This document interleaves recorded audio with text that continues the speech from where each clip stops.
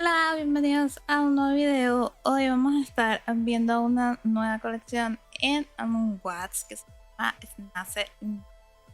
Así que comenzamos.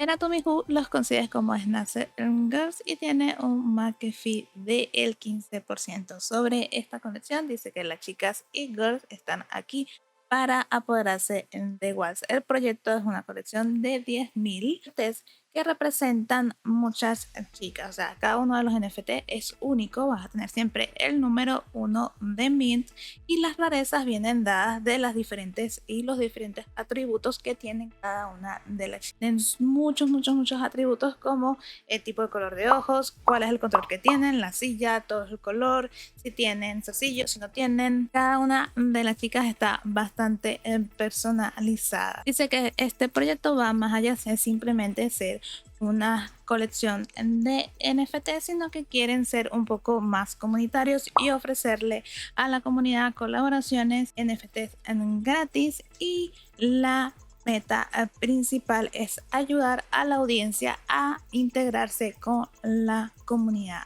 Vamos a estar abriendo unos packs y también vamos a ver para sortear algunos de ustedes, algunas de estas chicas. En Twitter los puedes seguir como @snacy_girls y estos packs los puedes comprar. Te voy a dejar el link en la descripción.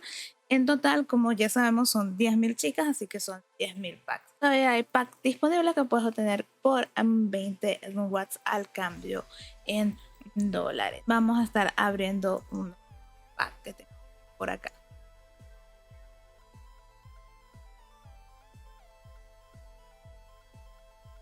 Y abrimos aproximadamente 10.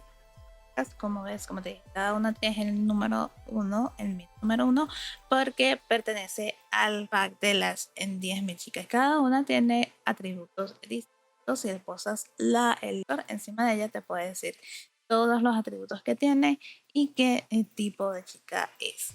Lo interesante de esto es que específicamente si compras el próximo pack no quiere decir que te va a tocar la chica número tal, porque cada una viene como en los packs vienen en premit, así que así compres el último pack puede que te toque la chica número 1, la 2, 3 o cada una de las 10. Una herramienta interesante que puedes utilizar para rastrear si quieres alguna chica en especial con unos atributos especiales.